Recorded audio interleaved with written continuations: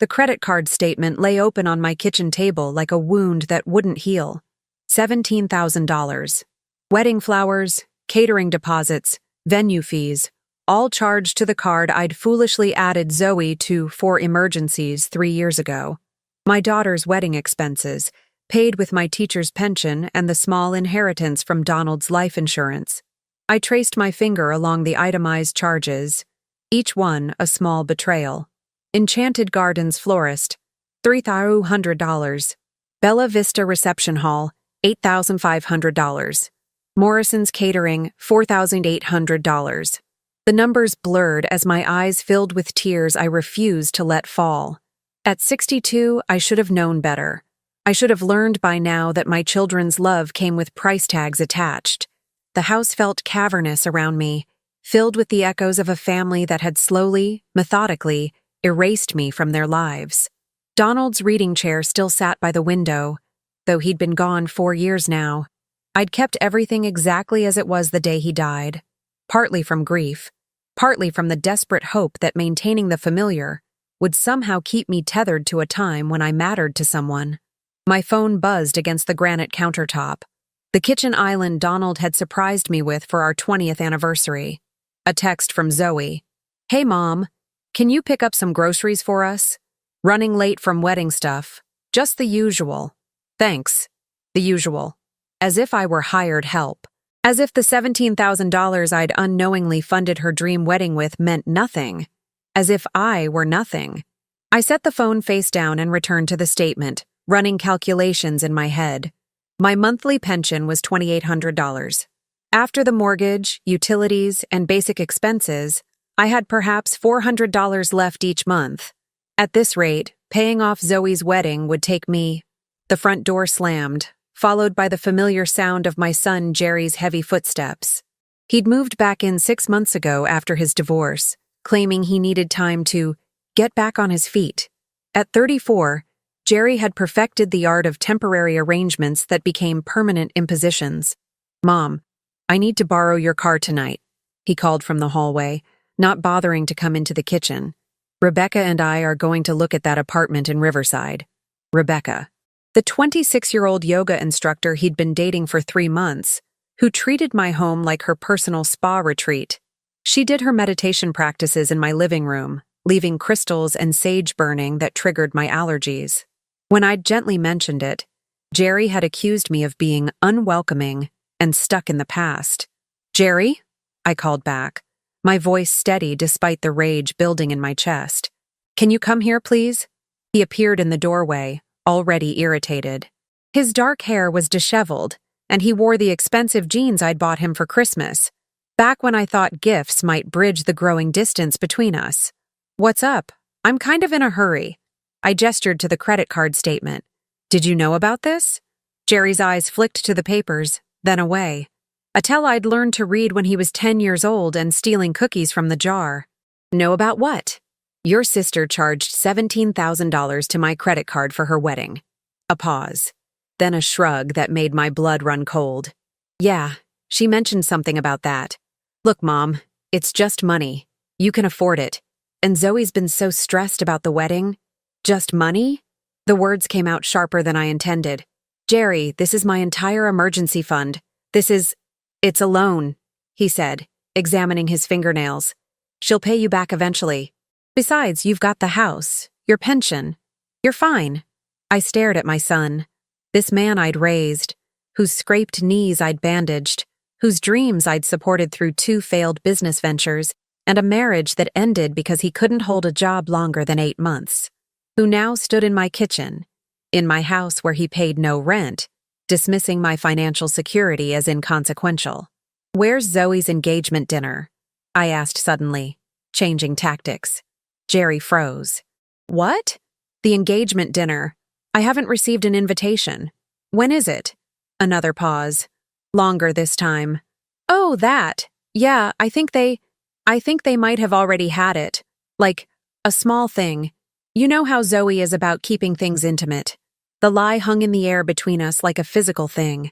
I could feel it settling into my bones, joining the accumulated weight of 1,000 small exclusions, dismissals, and casual cruelties. Birthday dinners I wasn't invited to. Grandchildren's recitals I learned about through Facebook posts. Family photos I wasn't included in because you never like how you look in pictures, Mom. I see. I folded the credit card statement carefully, precisely. And the wedding? Will I be attending that? Of course you're invited to the wedding, Mom. Don't be dramatic. Dramatic. As if asking to be included in my own daughter's life was theatrical overreach. Keys are on the hook, I said quietly. Try to have the car back by midnight. Jerry grabbed the keys and paused at the doorway. For a moment, I thought he might apologize, might acknowledge the hurt in my voice. Instead, he said, "Oh, and Rebecca's going to stay over tonight. We'll try to keep it down." The front door slammed again, leaving me alone with the credit card statement and the growing realization that somewhere along the way, I'd become a stranger in my own life. I walked to Donald's chair and sat down heavily. Outside, the neighborhood was settling into evening routines. Mrs. Duncan across the street was watering her garden. The Morrison kids were riding bikes in their driveway. Normal families doing normal things, while I sat surrounded by the debris of relationships I'd spent decades nurturing, only to discover they were built on my utility rather than my worth. My phone buzzed again. Another text from Zoe. Forgot to mention, can you handle the catering deposit for next month? It's only like $2,000. Dad's life insurance should cover it, right? You're the best. Only $2,000. Dad's life insurance should cover it. Donald's life insurance, which had already been decimated by his medical bills, Jerry's last business opportunity, and now Zoe's dream wedding. The life insurance that was supposed to ensure I could age with dignity, that was my safety net for the inevitable medical expenses and care I'd eventually need. I stared at the text until the words blurred. Then I did something I'd never done before in 34 years of motherhood. I deleted it without responding. But my silence wouldn't be enough.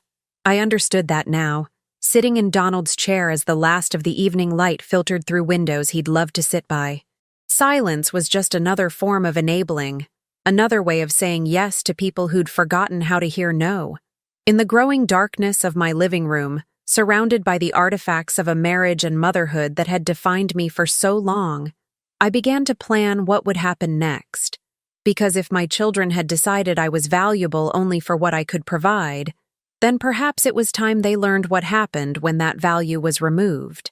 The credit card statement crinkled in my hands as I folded it one final time. Tomorrow, I would make some calls. Tonight, I would sit with Donald's ghost and remember what it felt like to be loved for who I was, not what I could give.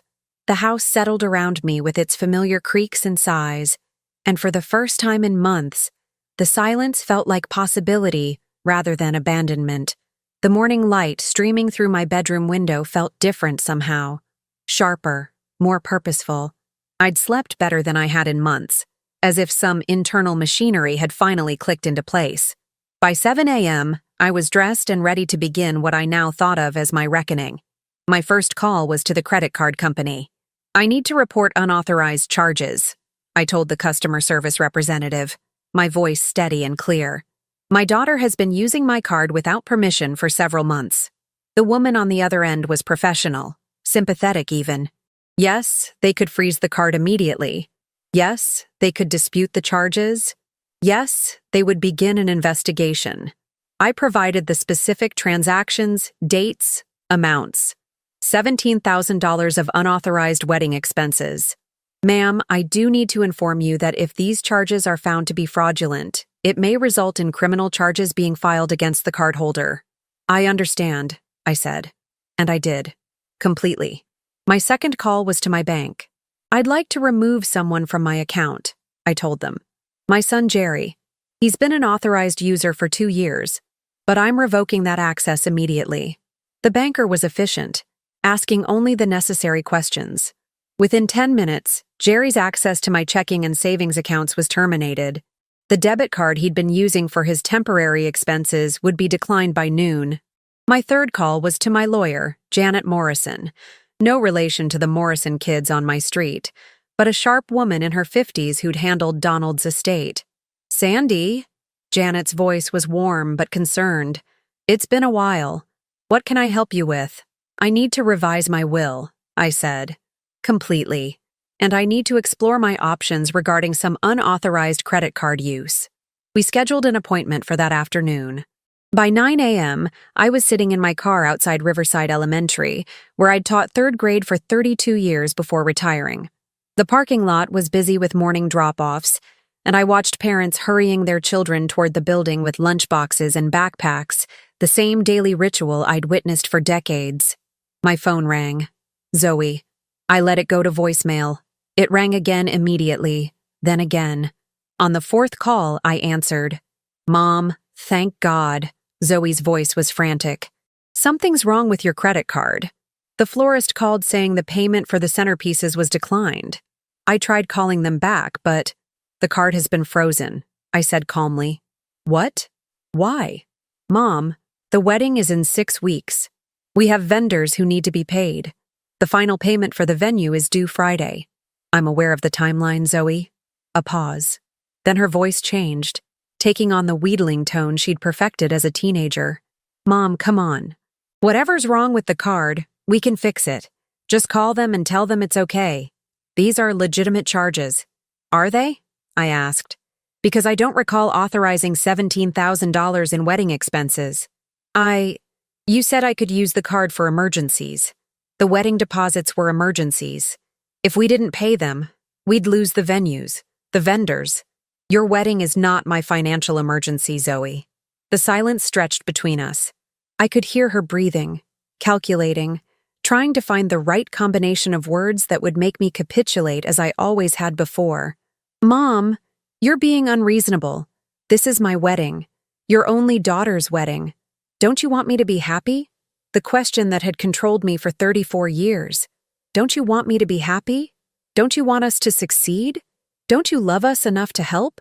I want you to pay for your own wedding, I said, like adults do. We can't afford. Then perhaps you should plan a wedding you can afford. I hung up. The phone immediately started ringing again. I turned it off. At 11 a.m., I was at the hardware store, purchasing new locks for my front and back doors. The elderly clerk, a man I'd seen there for years, helped me load them into my car. Changing locks is easier than most folks think, he said conversationally. YouTube's got videos for everything these days. I thanked him and drove home, where I found Jerry's car in my driveway and Rebecca's yoga mat spread across my living room floor. The smell of sage hung heavy in the air, making my eyes water. They were in the kitchen, Rebecca making herself a smoothie with ingredients from my refrigerator, while Jerry sat at my table, scrolling through his phone. Mom, finally, Jerry said without looking up. Something's wrong with my debit card, and Zoe's been trying to call you all morning. She's freaking out about some wedding payment thing. The card was declined because I closed your access to my accounts, I said, setting my purse on the counter. And I'm aware of Zoe's situation. Rebecca looked up from the blender, her perfectly highlighted hair catching the light. Oh my God, Sandy, you scared us. Jerry thought maybe you'd had a stroke or something, making such weird financial decisions. Weird financial decisions. This 26-year-old woman, who contributed nothing to my household, had an opinion about my financial decisions. Rebecca, I said quietly, I need you to gather your things and leave. She laughed. What? Why? Because this is my home, and you don't live here. Jerry finally looked up from his phone. Mom, what's gotten into you today? You're acting crazy. I'm acting like someone who owns her own house and manages her own finances. I walked to the coffee maker and began preparing a cup, my movements deliberate and calm. Rebecca, you have 10 minutes to collect your belongings. Jerry! Rebecca looked to my son, expecting him to intervene. Jerry stood up, his jaw set in the stubborn expression I remembered from his teenage years. Mom, stop it. You're embarrassing yourself. Rebecca is my girlfriend, and she's welcome here. Not anymore. This is ridiculous. Over what, some credit card mix-up? Zoe will pay you back. She always does. I turned to face my son fully. When has Zoe ever paid me back, Jerry? The car insurance I covered when she was in college? The security deposit for her first apartment? The loan for her master's degree that was supposed to be temporary? That's different. That's what parents do. No, I said. That's what I did. Past tense. Rebecca had gone very still, the smoothie forgotten. Maybe I should go, she said quietly. Yes, I agreed. You should. Jerry's face was flushing red. If Rebecca leaves, I leave too. The ultimatum hung in the air between us. For 34 years, those words would have terrified me. The threat of my children withdrawing their presence, their love, their approval had been the ultimate weapon in their arsenal. I sipped my coffee and found it perfect. Your choice, I said. But if you leave, you don't get to come back whenever it's convenient. You don't mean that. But I did mean it, and something in my expression must have conveyed that, because Jerry's confident demeanor faltered. Mom, come on. Let's talk about this rationally. You're upset about the money thing, I get it. But throwing away your family over some credit card charges? I'm not throwing away my family, Jerry. I'm simply declining to continue funding adults who treat me like an ATM with a kitchen. Rebecca gathered her yoga mat and crystals with impressive speed. I'll wait in the car, she murmured to Jerry, practically fleeing the kitchen. My son and I stood facing each other across the kitchen island, the same island where I'd served him countless meals, helped with homework, listened to his dreams and disappointments, where I'd comforted him through his divorce and celebrated his small victories. This isn't you, Mom, he said, his voice softer now, trying a different approach. You're not cruel. You don't cut people off. You're the one who keeps the family together. I agreed, but keeping a family together requires more than one person's effort. My phone, which I'd turned back on, buzzed with another call from Zoe. I looked at the screen and deliberately let it go to voicemail. Zoe's probably crying right now, Jerry said. Her wedding is ruined. Her wedding is not ruined. She simply needs to find a way to pay for it herself. With what money? She's a teacher, Mom. She makes nothing. I was a teacher too, Jerry. For 32 years, I managed to pay for my own wedding. That was different. Things cost less then. Things cost less because people planned according to their means. Jerry was quiet for a long moment, studying my face as if seeing me clearly for the first time in years. What do you want from us? He asked finally. It was a good question. What did I want from them? An apology? A recognition of how they'd taken advantage of my love? A promise to change? I want you to be adults, I said. I want you to take responsibility for your own lives and decisions. I want you to stop treating me like a resource to be exploited. And if we don't, then you'll discover what life looks like without my financial support. Jerry grabbed his jacket from the back of the chair. Fine. You want to play hardball? We can play hardball. But don't expect us to come crawling back when you get lonely and realize you've alienated the only people who love you. The only people who love you. The casual cruelty of it took my breath away for a moment. Goodbye, Jerry, I said. He slammed the door hard enough to rattle the windows. I finished my coffee in the sudden quiet of my kitchen, then went to get the new locks from my car. I had work to do. The new locks were installed by 3 p.m., and I tested them twice to make sure they worked properly. The clicking sound they made, solid, decisive, felt like a door closing on one chapter of my life and opening to another. I kept one key and secured the other in my jewelry box, next to Donald's wedding ring. My appointment with Janet Morrison was at 4. Her office downtown still smelled of leather and old books, the same comforting scent I remembered from when she'd helped us navigate Donald's final months. Janet herself looked exactly the same. Silver hair pulled back in a neat bun, reading glasses perched on her nose, sharp eyes that missed nothing. Sandy, she said, gesturing to the chair across from her mahogany desk. You sounded upset on the phone. Tell me what's happened. I laid out the situation methodically. The unauthorized credit card charges, the pattern of financial exploitation, the casual dismissal of my concerns, the exclusion from family events. Janet took notes, occasionally asking clarifying questions, her expression growing more serious with each detail. How long has this been going on? She asked when I finished.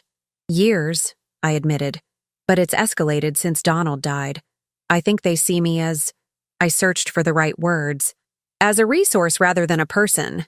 Janet set down her pen and leaned back in her chair. Sandy, what you're describing could constitute financial elder abuse. The credit card charges alone. I don't want to press criminal charges, I said quickly. I just want them to understand that there are consequences to their choices. Understood. Let's talk about your will first. Then we'll discuss your other options. My current will, drafted shortly after Donald's death, left everything equally between Jerry and Zoe.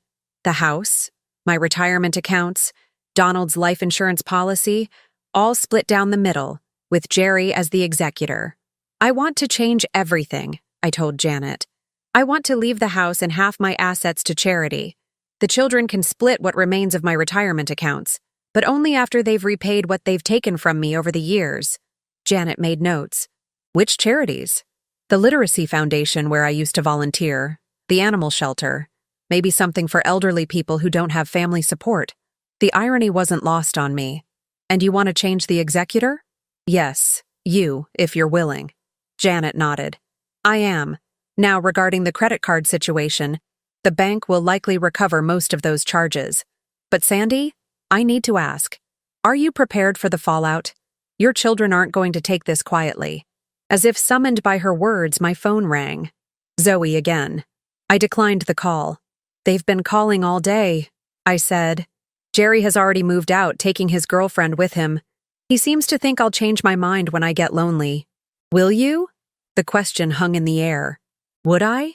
It would be so easy to call them back, to apologize, to restore the status quo, to return to being the mother who said yes to everything, who absorbed their problems and smoothed their paths. No, I said, and meant it. I won't. Janet's smile was small but approving. Good. Now, there's something else we should discuss. Have you considered a restraining order? If they start harassing you, let's see how they handle the new boundaries first. By the time I left Janet's office, it was nearly 6 p.m. The revised will would be ready by the end of the week. The credit card investigation was underway. The locks were changed. I had taken back control of my narrative, and it felt both terrifying and exhilarating. I stopped at the grocery store on my way home, buying only what I needed for myself. A small chicken breast, fresh vegetables, a bottle of wine I'd been saving for a special occasion. In the checkout line, I realized this was a special occasion, the first day of my life where I mattered to myself as much as I'd always mattered to others. The house felt different when I returned. Quieter, yes, but also cleaner somehow. Rebecca's crystals were gone. Jerry's scattered possessions, magazines, dirty dishes, charging cables, had been swept away. The air no longer smelled of sage and entitlement. I was preparing dinner when I heard a gentle knock at my back door. Through the window, I could see my neighbor from 2 houses down, a woman about my age whom I'd waved to occasionally but never really spoken with. She was holding a casserole dish. I opened the door cautiously. Hi, she said, offering a tentative smile. I'm Elizabeth Duncan. I live in the blue house with the garden. I hope I'm not intruding, but I noticed there was some commotion earlier. Raised voices, and I saw a young man leaving with suitcases. She paused, looking embarrassed. I wanted to make sure you were okay. Elizabeth Duncan, Mrs. Duncan. I'd been watching her tend her garden for years, admiring her roses and vegetable plots. But we'd never done more than exchange pleasantries about the weather. I'm fine, I said automatically, then caught myself. Actually, that's not entirely true. I'm having a difficult day, but I'm handling it. Would you like some company while you handle it? She asked, lifting the casserole dish slightly. I made too much lasagna, and eating alone gets old after a while. There was something in her eyes, a recognition perhaps, the understanding of one woman who'd been alone for a while speaking to another. I was just opening a bottle of wine, I found myself saying. I'll get glasses, Elizabeth said, as if it were already decided. 40 minutes later, we were sitting at my kitchen table, sharing her excellent lasagna and my carefully hoarded Pinot Grigio. Elizabeth was a widow, too. Her husband had died 3 years ago from the same cancer that had taken Donald. She had 2 adult children, both living across the country, both successful and busy with their own lives. They call every Sunday, she said when I asked about them. Dutiful calls. How are you, Mom? Are you eating well? Did you remember to take your medications? They mean well, but sometimes I feel like they're checking off a box. Visit with elderly mother, completed.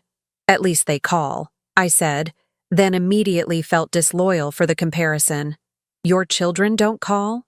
And somehow, sitting in my kitchen with this woman I barely knew, I found myself telling the whole story. The money, the exclusions, the casual dismissals, the engagement dinner I hadn't been invited to, the credit card charges that had finally opened my eyes to how thoroughly they'd been using me. Elizabeth listened without judgment, occasionally nodding or making small sounds of sympathy. When I finished, she was quiet for a moment. How do you feel now? She asked. Having set those boundaries?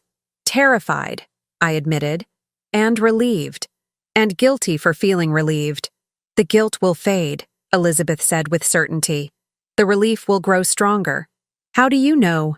She smiled, and for the first time I noticed she had laugh lines around her eyes and a scar on her chin that made her face interesting, rather than perfect.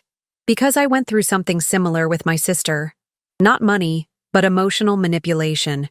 Years of being the one who always gave in, always accommodated, always sacrificed my peace for family harmony.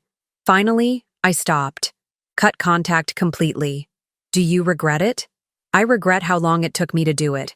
My phone buzzed with a text. Zoe. Mom, please call me back. I'm scared and I don't know what to do about the wedding. I'm sorry if I upset you, but please don't punish me for using the card when you said it was for emergencies. I showed the message to Elizabeth, who read it with a thoughtful expression. Still playing the victim, she observed. Notice how she's sorry if she upset you. Not sorry for taking $17,000 without permission. And she's reframing theft as punishment. I hadn't noticed the careful wording, but Elizabeth was right. Even in her apology, Zoe was manipulating the narrative. What would you do? I asked. What feels right to you? I looked at the message again, feeling the familiar tug of maternal guilt. Zoe was scared. Zoe needed help. Zoe was sorry. Or at least, she said she was. But underneath that guilt was something new. A clear-eyed recognition of the pattern. The crisis. The appeal to my emotions. The subtle blame-shifting. The expectation that my love would override my judgment. I deleted the message without responding. Good, Elizabeth said simply. We talked until nearly 10 p.m. about books and gardening and the peculiar loneliness of widowhood. About children who saw their parents as ATMs and the difficulty of loving people who didn't see you clearly. About the courage it took to choose your own peace over others' expectations. When Elizabeth finally left, promising to return the lasagna dish the next day, I felt something I hadn't experienced in years. The beginning of a friendship that wasn't based on what I could provide, but on who I was. I was washing our wine glasses when my phone rang one more time. Jerry. Mom? His voice was different. Less confident, more uncertain. Look, maybe we got off on the wrong foot today. Rebecca and I are staying at her place tonight, but I wanted to call and, I don't know, talk. I'm listening. The debit card thing really messed us up. I had to pay for dinner with quarters I found in the car. He paused, clearly expecting me to offer to fix the problem. When I didn't, he continued. Zoe's really upset. She's been crying all day. The wedding venue called and said if they don't get the final payment by Friday, they're canceling the booking. That sounds stressful for her. Another pause. Mom, I don't understand what's happening. You're acting like a stranger. Maybe you never really knew me very well. The silence stretched between us. Finally, Jerry said, So what now? We just don't talk anymore? We can talk anytime you want, Jerry. But the conversation will be different now. Different how? I won't be giving you money. I won't be solving your problems. I won't be pretending that being taken advantage of is the same thing as being loved. Jesus, Mom, you make it sound like we're criminals or something. Aren't you? The question hung in the air. I could hear him breathing, could almost feel him struggling with a response that would restore the old dynamic without acknowledging any wrongdoing. I need to think about this, he said finally. Take all the time you need, I told him, and meant it. After he hung up, I sat in my quiet kitchen, surrounded by the evidence of an evening that had surprised me.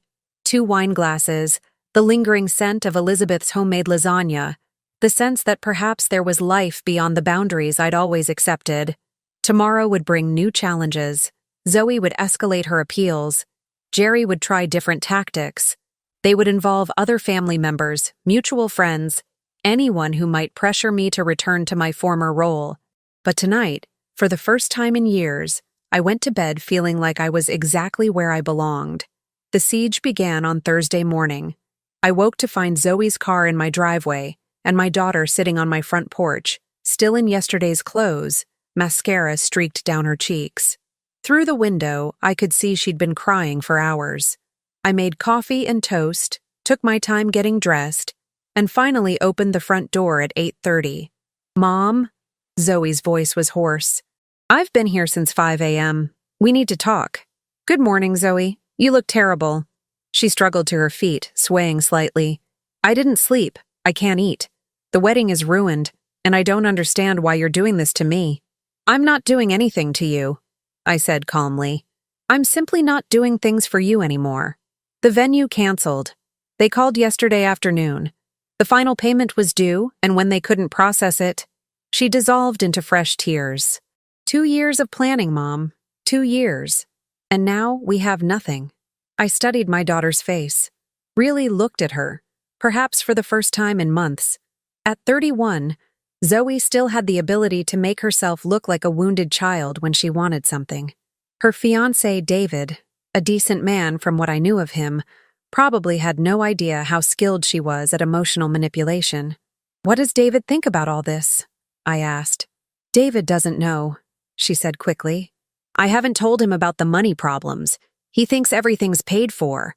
Mom, please, I'm begging you. Just this once, help me fix this. Just this once." The phrase that had preceded every financial request for the past decade. "Zoe, sit down," I said, settling into one of the porch chairs Donald had built years ago. "We're going to have a conversation, but it's not the conversation you're expecting." She perched on the edge of the other chair like a bird ready to flee. "If this is about paying you back, I will. I promise. Once David and I are settled after the honeymoon." "When did you decide I wasn't worth including in your engagement dinner?" The question clearly caught her off guard. "What?" "Your engagement dinner. When did you and David decide that your father's death meant I was no longer family?" Zoe's mouth opened and closed like a fish. "That's not... It wasn't like that. It was just immediate family. David's parents, his sister. I am your immediate family, Zoe. I'm your mother. I know that, but when did you decide that using my credit card without permission was acceptable? You said I could use it for emergencies. A wedding is not an emergency. A wedding is a choice. And even if it were an emergency, $17,000 requires a conversation." Zoe's composure was cracking. "Fine. I should have asked first. I'm sorry. But the damage is done now, and we can fix it if you'll just..." "No." The word hung between us like a physical barrier. Zoe stared at me as if I'd spoken in a foreign language. "What do you mean, no?" "I mean, I'm not fixing your problems anymore. I'm not paying for your choices anymore. I'm not being treated like an ATM with a house attached anymore. You're my mother." "Yes," I said quietly. "I am. And for 31 years, I've shown you what unconditional love looks like. I've sacrificed, supported, and enabled you through every crisis and poor decision. And in return, you've learned to see me as a resource rather than a person." Zoe was crying again, but these tears were different. Angry, frustrated. "So what? You're just going to abandon me? Let my wedding be ruined because you're having some kind of midlife crisis? I'm 62, Zoe. If I'm having any kind of crisis, it's a late-life awakening." My phone buzzed with a text from Elizabeth. "Coffee later if you need reinforcements." The simple kindness of it, someone checking on me, offering support without expecting anything in return, made my resolve even stronger. "I need you to leave now," I told Zoe. "You're welcome to come back when you're ready to have an adult conversation about how we move forward." "An adult conversation?" Zoe's voice rose. "You want an adult conversation? Fine. Here's adult. You're a lonely old widow who's driving away the only people who care about you. You'll end up dying alone, and it'll be your own fault." The cruelty of it was breathtaking. Donald had been dead 4 years, and she was weaponizing my grief and fear of abandonment to manipulate me into compliance. "Goodbye, Zoe," I said, standing up and walking toward my front door. "Mom, wait!" The panic in her voice was real now. "I'm sorry, I didn't mean that. I'm just scared and upset and—" I closed the door and turned the deadbolt. Zoe pounded on the door for several minutes, alternating between apologies and threats, before finally driving away. I watched from my window as she sat in her car for another 20 minutes, probably calling Jerry or David or anyone who might convince me to change my mind. Around noon, the cavalry arrived. First came Jerry's ex-wife, Jennifer, someone I'd always liked despite the divorce. She rang the doorbell and stood on my porch with her hands clasped in front of her, looking uncomfortable. "Hi, Sandy," she said when I opened the door. "Jerry asked me to come talk to you." "How are you, Jennifer? How are the kids?" "They're good. Growing fast." She shifted her weight. "Look, I don't really want to be in the middle of this. But Jerry said there's some kind of family emergency?" "There's no emergency," I said. "There's a consequence." I invited her in for coffee and told her the truth about the financial exploitation, the exclusions, the pattern of taking advantage of my love and generosity. Jennifer listened with growing discomfort. "I had no idea," she said finally. "Jerry always made it sound like you were happy to help." "I was. Past tense. He's really struggling, Sandy. The divorce was expensive, and his job situation." She trailed off, realizing she was making my point for me. "Jennifer, you managed to support yourself and 2 children on a teacher's salary. If Jerry is struggling, it's because he's never learned to live within his means." She left shortly after, clearly regretting her involvement. At 2 p.m., David arrived. Zoe's fiancé was a software engineer, quiet and thoughtful, someone who'd always treated me with respect. When I opened the door, he looked genuinely distressed. "Mrs. Patterson," he said, "I hope you don't mind me coming by." Zoe told me about the wedding situation, and I wanted to apologize. This I hadn't expected. Apologize for what, David? I had no idea Zoe had charged so much to your credit card without asking. She told me you'd offered to help with the wedding expenses, and I thought it was your gift to us. He ran his hand through his hair. If I'd known she was taking money without permission, I never would have allowed it. For the first time in days, I felt a flicker of hope. Here was someone taking responsibility, showing genuine remorse. "Come in," I said. "Let's talk." David explained that Zoe had been handling all the wedding finances, telling him that everything was covered. He'd offered to contribute more, but she'd insisted it was handled. He'd had no idea about the credit card charges, the unauthorized access to my accounts, or the pattern of financial dependency. "I love Zoe," he said, "but I'm starting to see some things about her that concern me." "Such as?"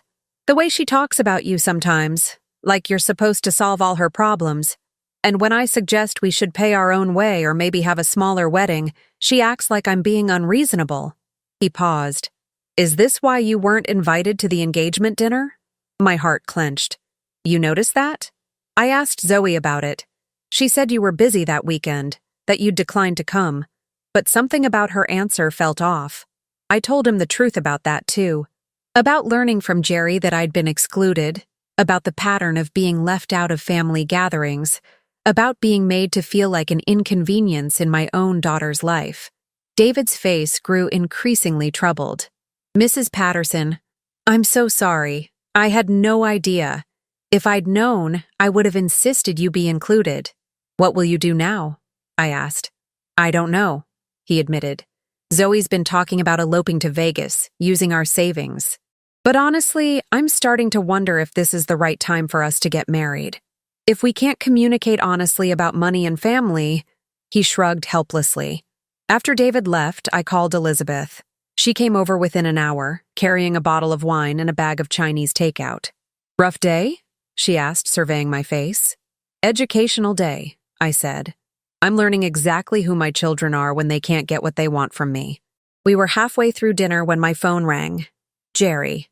"Mom, this has gone far enough," he said without preamble.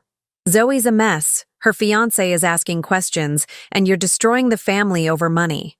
"I'm not destroying anything, Jerry. I'm simply declining to fund it. We talked to Jennifer. We talked to David. You're turning everyone against us. I told them the truth. If the truth turns them against you, perhaps the problem isn't with the truth. Fine. You want to play hardball? We'll play hardball. We're thinking about having you declared incompetent. The threat was so absurd I actually laughed. On what grounds? Sudden personality change. Irrational financial decisions. You're clearly not thinking straight. Elizabeth, who could hear Jerry's raised voice through the phone, rolled her eyes and mouthed, "Amateur." "Jerry," I said calmly, "I've revised my will. I've consulted with my attorney. I've made carefully considered financial decisions that protect my assets from unauthorized use. If you'd like to challenge my mental competency, you're welcome to try, but I should warn you. Janet Morrison has excellent documentation of my decision-making process." The silence on the other end was satisfying. "This isn't over," Jerry said finally. "No," I agreed. "It's just beginning." After I hung up, Elizabeth refilled our wine glasses. "How are you feeling?"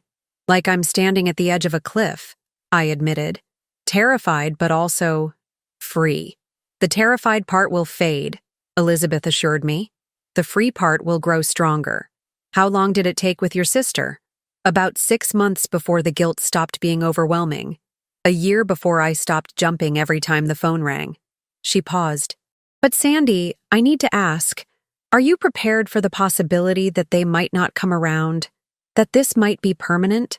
The question I'd been avoiding.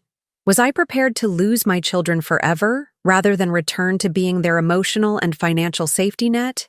I thought about Zoe's cruel words about dying alone, about Jerry's threats and manipulations, about 34 years of being taken for granted, dismissed, and excluded. Then I thought about Elizabeth's friendship, freely given, about David's genuine respect and remorse, about the peace I'd felt in my own home for the first time in years. "Yes," I said, "I think I am." Outside, the sun was setting over my neighborhood, painting the sky in shades of pink and gold. Tomorrow would bring new challenges, new attempts at manipulation, new tests of my resolve. But tonight, I was a woman who mattered to herself as much as she'd always mattered to others. And that, I was discovering, was enough. 3 weeks later, I was in my garden when David's car pulled into my driveway. The past 21 days had been the quietest of my adult life. No frantic phone calls about emergencies, no unexpected visitors demanding money or solutions. No one treating my home like a hotel or my bank account like a community resource. Elizabeth and I had fallen into an easy routine of morning coffee and evening walks, and I'd begun to remember what it felt like to live for myself. The credit card company had ruled in my favor, $17,000 in unauthorized charges reversed, with a notation in their file about potential fraud. Zoe would face no criminal charges, but she would also receive no wedding funding from my compromised account. David looked different as he walked up my front path. Thinner, perhaps, and definitely more serious. He carried an envelope in his hand. "Mrs. Patterson," he said when I answered the door. "Do you have a few minutes?" "Of course. Would you like some iced tea?" We sat on the back patio, where Donald's roses were finally blooming again after years of my neglectful care. I'd been spending more time in the garden lately, rediscovering the peace that came from nurturing something that grew because you tended it, not because you funded it. "The wedding's off," David said without preamble. I set down my glass carefully. "I'm sorry to hear that." "Are you?" The question was direct, without accusation. I considered it honestly. "I'm sorry that you're hurt," I said. "I'm sorry that Zoe couldn't be the person you thought she was. But I'm not sorry that you discovered her true character before making a legal commitment." David nodded slowly. "That's what I thought you'd say. And you're right." He handed me the envelope. "This is for you." Inside was a cashier's check for $8,500, half of the credit card charges that had been reversed. "David, I can't accept this." "Yes, you can. It's my responsibility. I benefited from that money, even if I didn't know where it came from. The venue deposit, the catering down payment, those were for my wedding too." I looked at the check, then at this young man who was taking responsibility for something that wasn't technically his fault. "What did Zoe say when you told her you were bringing me this?" David's laugh was bitter. Zoe doesn't know I'm here. We haven't spoken since I called off the wedding 2 weeks ago. What happened? I asked her to have an honest conversation about money and family dynamics. I suggested we postpone the wedding and get some couples counseling to work through the communication issues. He paused. She told me I was being manipulated by a bitter old woman who couldn't stand to see her daughter happy. The familiar sting of Zoe's words was dulled by time and perspective. And you said? I said that if she couldn't see how she'd been treating you, then maybe we weren't ready to be married. David stared out at the garden. She packed her things that night, moved back in with her college roommate. And how do you feel about that? Relieved, he admitted, which probably tells me everything I need to know. We sat in comfortable silence for a while, watching Elizabeth's cat stalk something in the bushes next door. Can I ask you something, Mrs. Patterson? Sandy, and yes. How did you know? How did you finally decide to stop enabling her? I thought about the credit card statement spread across my kitchen table, about Donald's empty chair, about the slow accumulation of small cruelties that had finally reached critical mass. I realized I was grieving someone who was still alive, I said. I was mourning the daughter I thought I had, while ignoring the woman she'd actually become. David nodded. I think I was doing something similar.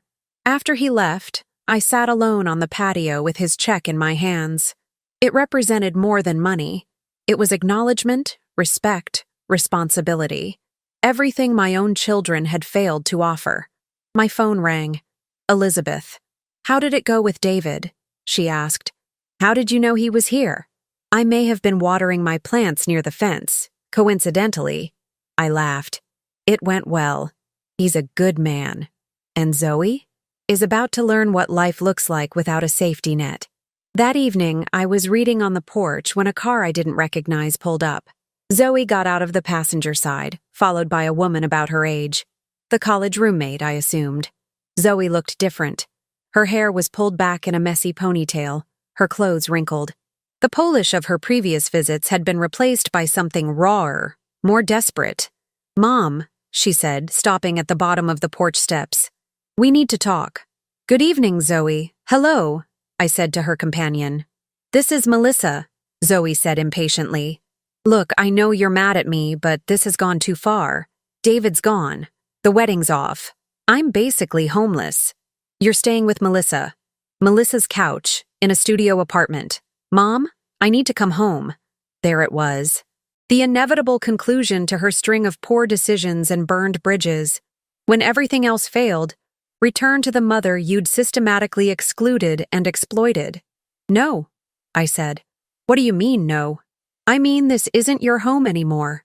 You made that clear when you decided I wasn't family enough to invite to your engagement dinner. Zoe's friend shifted uncomfortably. Maybe I should wait in the car. Maybe you should, I agreed. Melissa retreated quickly, leaving Zoe and me alone under the porch light Donald had installed decades ago. Mom, please. I know I made mistakes. Mistakes? I interrupted.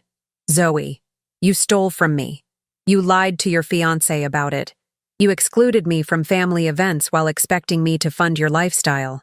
You called me a bitter old woman when I finally set boundaries. I was upset. You were honest, I said quietly. For the first time in years, you told me exactly what you think of me. Zoe started crying, but these tears felt different from her previous performances. More genuine, perhaps.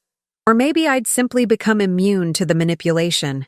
I don't have anywhere else to go, she whispered. You're 31 years old, Zoe. You have a master's degree and a teaching job. Figure it out. You're really going to let me be homeless? You're not homeless. You have options. You simply don't like them. Zoe wiped her nose with the back of her hand. What do you want from me? An apology? Fine. I'm sorry. I'm sorry I used your credit card. I'm sorry I didn't invite you to the dinner. I'm sorry I said those things about you dying alone. The apology felt hollow, delivered like a transaction. Sorry as currency, remorse as payment for restored privileges.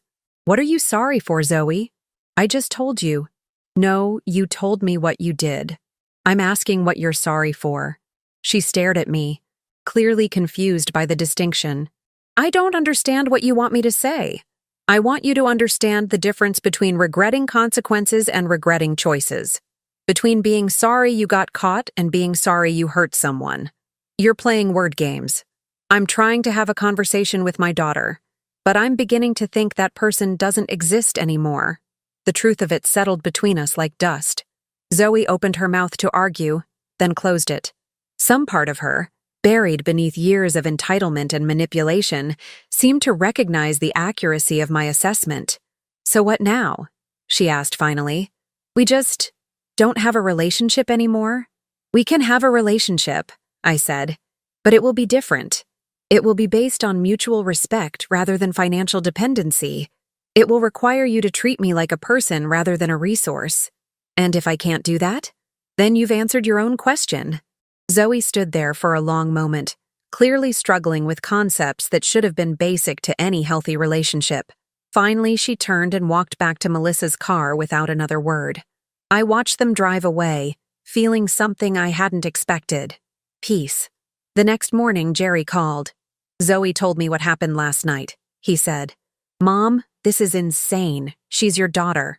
She's an adult who made adult choices. I'm allowing her to experience adult consequences. You're destroying the family. No, Jerry, I'm choosing not to be destroyed by it anymore. There was a long pause. So that's it? You're just done with us? I'm done being used by you. There's a difference. What if we change? What if we, I don't know, pay you back, treat you better? It was the first time either of my children had even acknowledged that their behavior needed changing. Then we'll see what happens, I said. But change has to be real, Jerry. Not just words designed to restore your access to my resources. How do we prove it's real? You don't prove it to me. You prove it to yourselves. By becoming the kind of people who don't need to prove it.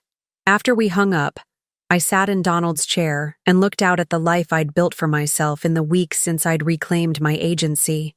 The garden was thriving. My friendship with Elizabeth had deepened into something precious and sustaining. I'd started volunteering at the literacy center again, rediscovering the joy of helping people who appreciated rather than expected my assistance. David's check sat on my desk, already deposited into an account my children could never access. But more valuable than the money was what it represented, proof that I was capable of inspiring respect rather than just dependency. My phone buzzed with a text from Elizabeth. Coffee date with that new widow from Riverside Elementary this afternoon? I thought you might like her.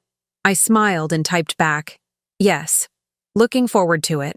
For the first time in decades, I was looking forward to things. To conversations that didn't revolve around crises or demands. To relationships built on choice rather than obligation.